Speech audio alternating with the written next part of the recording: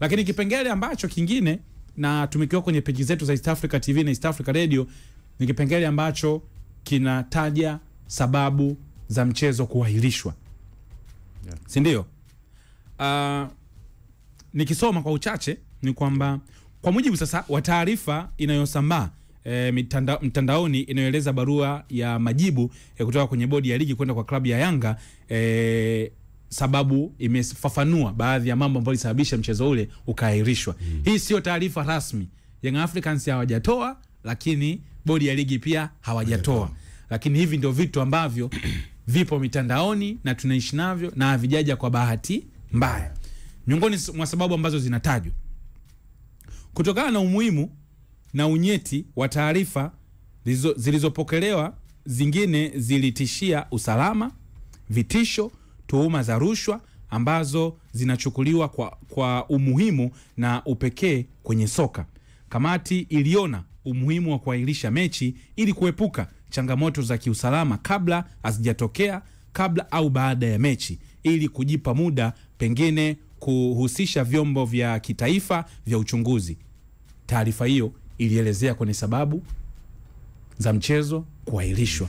Kwa hiyo hapa tuliambiwa tu usalama, lakini kuna jambo hapa ambalo jingine tunaambiwa lilihusisha masuala mazima ya rushwa. Kwa hiyo jambo jipi ambalo tulikuwa hatujui.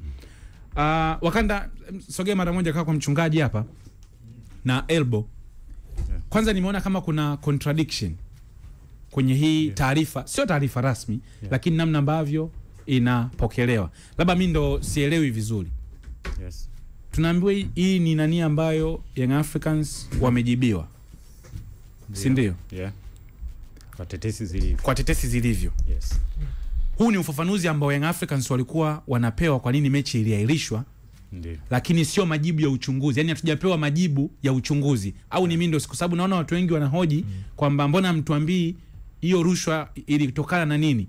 Kwamba inawezekana uchunguzi bado unaendelea, majibu ya uchunguzi bado hayajaja, na hizi ni sababu ambazo Young Africans wamepewa kwa nini mechi iliahirishwa. Ni mimi ndo nachanganya au uelewa wangu upo sawa?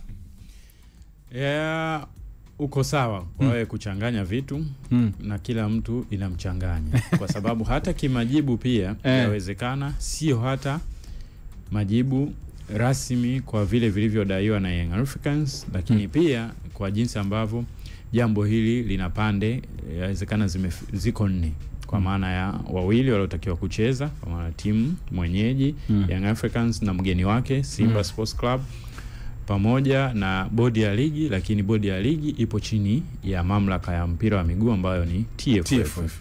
Kwa maana pande hizo zote inapotoka taarifa inabidi ziwe zimehusishwa, kwa maana ya nakala ziwe huku na huku. Sasa kwa sababu imetoka kwa Young Africans, yawezekana nakala itakayokwenda kujibu madai ya Young Africans ni lazima ataipata Simba Sports Club, kwa sababu ni wahusika wa huo mchezo, ili kusiwe na mkanganyiko wa taarifa hii imeenda huku huku haipo. Lazima nakala watazipata. Yawezekana ya Simba haijavuja kwa sababu Simba haonekani sana kwenye picha ya mbele kwa hivi sasa, anaonekana ile jambo kama alimuhusu. Yes, kama aliwahusu tena, lakini ki-official communication yoyote itakayofanyika kwa hivi sasa lazima pande zote hizo 4 zitahusika kinakala, kwa sababu hawajatoka official. Sawa, lakini kwa kuidiscuss nayo sambaa mtandaoni bado inabaki kwenye nadharia ya vitu tofauti kwangu mimi. Hii kwenye kanuni ukizitazama kwa uelewa wa nje unaishia kwenye eneo ambalo kila mtu kuna hukumu ambayo ana deserve kwenye kila pande, hususan Young Africans pamoja na Simba. Halafu kuna madhaifu ambayo yanahusisha mamlaka. Nielewa, ndio maana sasa Simba ataona rupo, yawezekana asipate haki kwa mjibu wake mwenyewe. Young Africans ataona rupo, yawezekana asione haki kwa vyovyote vile, kwa sababu haki yoyote ile inahusisha pia kuna madhaifu ya mamlaka. Je, mamlaka yenyewe itaadhibiwa na nani kwenye hili? Pale ambapo wao walionyesha udhaifu, ndio inabaki mtihani hapo, kwamba mamlaka ikielekeza maelekezo kwa Young Africans lazima kuna maswali yatarudi. Ndicho kinachotokea. Ikielekeza kwa Simba kuna maswali yatarudi. Bahati nzuri kwa Simba, wao imekuwa kama pona yao ni mechi kuahirishwa, kwamba inawezekana wao hawafuatiliwi sana kwa nje, wao hawapo tena kwenye kesi, lakini na wao kuna sababu zao, yawezekana za kiuzembe au kwa namna moja ama nyingine, na wao sio kwamba Simba yeye alishamaliza, kwa sababu Simba yeye bwana, hii mechi siwezi kucheza kwa sababu hizi. Mamlaka ikamwambia, ikapokea, ikasema sawa, hii mechi hamna. Kwa hiyo Simba tayari akawa ipo kwenye safe side. Na inawezekana tupo hapa tulipo saa hizi kwa sababu Young Africans react kwamba kwa nini hii mechi isichezwe, nipeni sababu, niambieni kwa nini, nataka ushindi wangu. Kwa hiyo kama Yanga naye angeamua kukausha, inawezekana tusingekuwa hapa tulipo. Kwa hiyo inawezekana Simba saa hizi yeye, yani hata yachukuliwe maamuzi gani, kitu gani, yeye yupo kwenye safe side kwa sababu mamlaka walishachukua maamuzi. Kwa sababu hapo umetaja mamlaka, nani ataadhibiwa na nani? Kwenye kanuni mamlaka imejipa kikanuni mamlaka ya yenyewe kuahirisha mchezo itakapoona, lakini hao hawakuwa aware na mwenendo wa mchezo, kwa maana baada ya kuteua, unakumbuka ilikuwa 2 days before mechi nadhani ilitangazwa orodha ya wasimamizi wa mchezo kiujumla mpaka waamuzi general coordinator kila kitu. Siku moja kabla ya mchezo hao wote hawakuwa kwenye lineup moja ya mwenendo wa mchezo. Inawezekana tu zilikuwa ni simu kwamba mtu yuko nyumbani ana communicate, lakini hawakuwa na ule mwenendo. Baada ya hiyo Simba kuamua kutumia mwanya wa kanuni kutaka kuonesha madhaifu yaliyopo. Na ndio maana nakwambia hayo madhaifu yanazibwa na nani? Kwenye kikanuni, kama kanuni zinahukumu Simba na Yanga. Lakini madhaifu haya ambayo tumeyashuhudia baada ya Simba kutumia mwanya wa kanuni kutaka kuonesha madhaifu yaliyopo, haya yao yenyewe nani anayakava? Ndio maana maswali yanakuwa mengi. Sorry kidogo, ili tusirudie kule, tusirudi nyuma. Hii taarifa ukiitazama, ukiitazama inaonekana, kwa sababu tumeambiwa vyombo vya usalama na vyenyewe vilihusishwa, si ndio? Kuna haja, kwa sababu mimi nikisoma hii taarifa inayosambaa ni Yanga wamepewa tu sababu kwa nini mchezo uliahirishwa.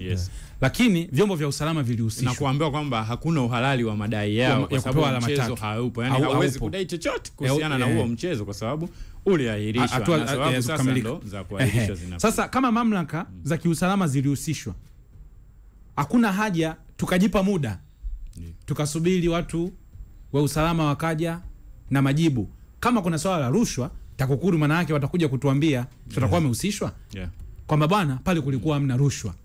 Watu wa polisi waje watuambia bwana pale kulikuwa hakuna uhatarishi wowote.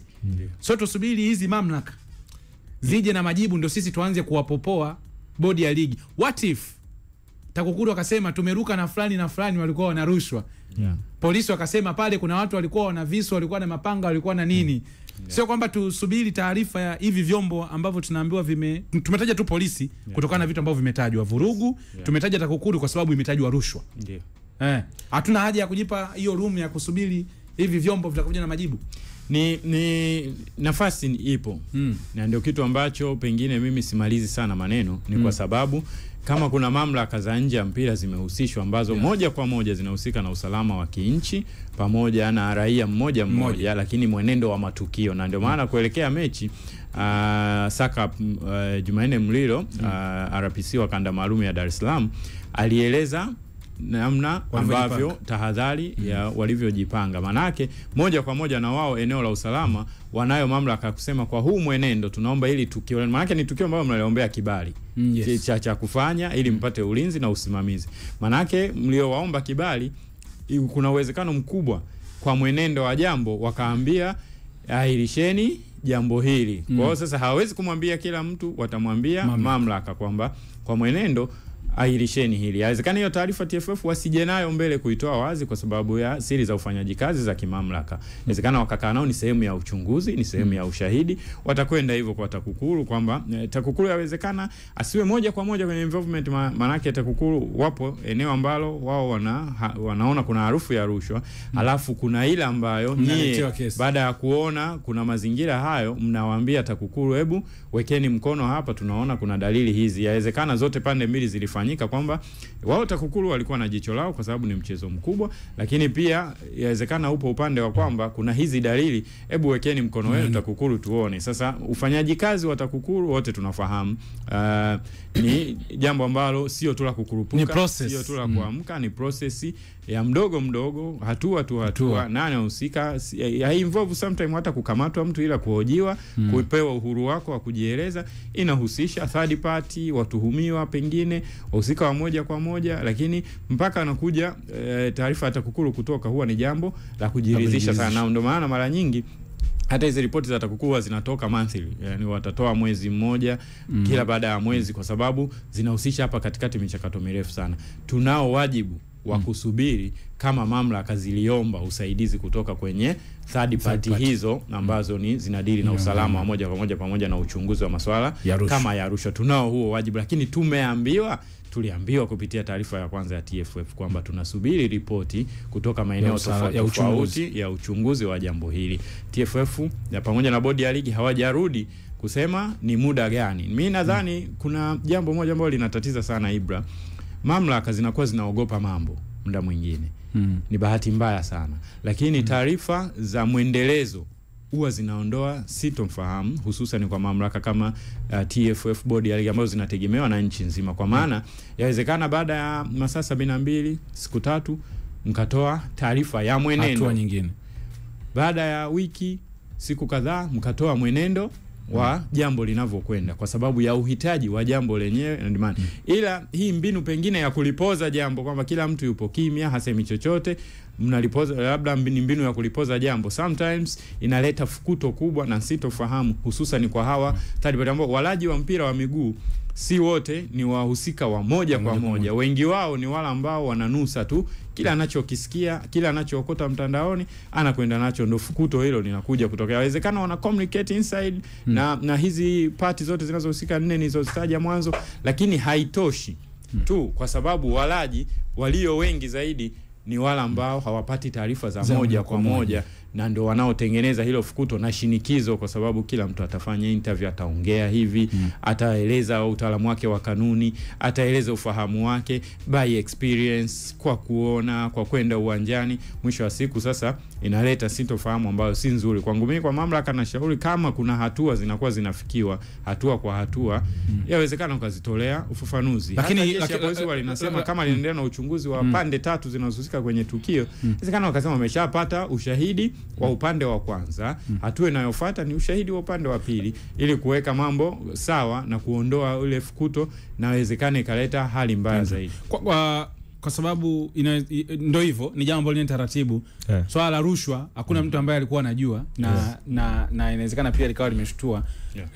Kwa hiyo labda kwa kuambia tu watu kwamba mimi kwa uelewa wangu, hii sio taarifa ya uchunguzi. Ndio. Haya ni majibu waliopewa Yanga kwa nini mchezo hujaahirishwa. Kwa hiyo uchunguzi bado hatujapewa taarifa kwa mimi ninavyoona. Na taarifa inasema kuna dalili. Bado taarifa yenyewe haikamiliki kwamba ni hiki kitu kilikuwepo. Kuna viashiria. Yani mpaka sasa hivi kila wanachokifanya bodi ya ligi kinazidi kurudisha maswali mengi kwao na kudhibitisha udhaifu ambao bodi ya ligi walikuwa nao tangu kwenye maandalizi ya mchezo mpaka siku mchezo unagairishwa, kile kikao walichokuwa wamekaa wao wenyewe. Kwa sababu bodi ya ligi kila watakachokifanya wananukuu kanuni, kwamba kanuni ya ligi kuu inataka kitu fulani, kanuni ya ligi kuu inataka kitu fulani. Sasa jana nilijipa muda wa kufuatilia kanuni zote za ligi kuu Tanzania bara. Kuanzia kanuni ya 34 mpaka kanuni ya 37 inawazungumzia match commissioner, inamzungumzia GS, inamzungumzia pia na msimamizi wa kituo. Hizi ni kanuni ambazo ndani yake zina maelekezo hawa watu wanatakiwa kufanya nini ili mchezo uchezwe.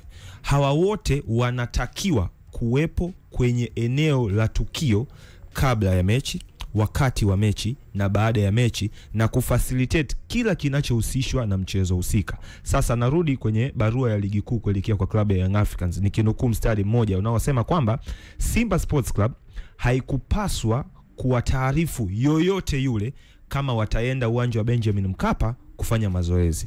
Meaning bodi ya ligi wao hawakutakiwa kufanya assumptions. Bodi ya ligi walitakiwa kuishi kwenye kanuni zao na kutuma officials wa bodi ya ligi kuwepo pale uwanjani ili Simba akifika ingie uwanjani. Bad enough, barua ya Simba inasema walipofika uwanjani walizuiwa kufika uwanjani. Taarifa inaenda mbali zaidi, inasema kwamba hapakuwa na official hata mmoja wa TFF aliyekuwepo pale uwanjani. Walikuja baadaye. Meaning bodi ya ligi wao wenyewe walishindwa kuwepo kwenye eneo la tukio kumruhusu Simba kuingia uwanjani. Bad enough anakuja kuongezeka mtu mwingine hapo katikati, mzee wetu Hashim Abdalla, na mheshimu sana, ni askari na cheo chake kizuri, mkuu wa usalama wa mechi. Alipofika pale mzee wetu Hashim, yeye pia akiwa kama personnel wa bodi ya ligi alishindwa kufacilitate mazingira ya Simba kuingia uwanjani, kwa sababu taarifa inasema waliowazuia Simba kuingia uwanjani hata baada ya match commissioner kumwambia meneja wa uwanja kwamba Simba waruhusiwe, wametajwa watu ambao wanaitwa mabouncer au makomando. Hawa leo kweli tuwe serious ndani ya hili taifa, kweli makomando ndio wanafanya mechi isichezwe? Yani makomando wana mandate gani ya kumzuia mzee wetu Hashim kuhakikisha kwamba Simba wanaingia uwanjani? Meaning mzee wetu Hashim alishindwa kabisa kufacilitate mazingira ya kuwaondoa wale makomando, either kwa kutumia power alionayo, ama kwa kufuata ule utaratibu, ama hata tu kwa kuhusisha vyombo vya usalama kuhakikisha kwamba wale watu pale wanaondoka. Kwa sababu nimefuatilia video zote, nimefuatilia maandiko yote, hakuna sehemu ambapo vurugu zilizofanyika zilikuwa zina athari kubwa kiasi kwamba tuitem kama hali mbaya ya usalama. Leo tukizungumzia usalama, jana kwenye kipenga nilikuwa nagusia hapa kwamba leo tutasema hapa kwamba sababu zilizofanya ule mchezo ugairishwe kwa mujibu wa bodi ya ligi wenyewe na barua zao zote ni kwamba ni sababu ya kiusalama. Tutakaa hapa mwenyekiti, saizi inaonekana kuna rushwa. Yes, hiyo rushwa ni kipengele kingine ambacho kimeongezwa na wao tena. Tukibaki na ile essence ya usalama, leo tutawakumbusha watu, mwenyekiti wa bodi ya ligi mzee wetu Steve Mguto aliojiwa na vyombo vya habari majira ya 2 akisema kwamba mechi ipo. Leo Karim Boimanda alisema mechi ipo. Leo ukipita kwenye, nilikuwa napita hapa sio muda kwenye post za page za TFF na bodi ya ligi, nimezikuta posta za Yanga ambazo mechi ya Yanga na Simba ambazo zilipostiwa majira ya 4. Meaning bodi ya ligi walikuwa very sure kwamba ile mechi inachezwa. Meaning hapakuwa na viashiria vyovyote vya hali mbaya ya kiusalama, na ndio maana bodi ya ligi waliruhusu personnel wa bodi ya ligi kusimama getini kukagua mashabiki waingie uwanjani. Waliruhusiwa watu kuingia uwanjani kwa sababu bodi ya ligi walikuwa very sure kwamba hapana tatizo la kiusalama, hapana tatizo lolote lile, na mechi ipo. Meaning wanapokuja sasa hivi kutuambia kwamba mechi haikupaswa kucheza kwa sababu za kiusalama, inarudisha tena majibu kwao kwamba wao walishinda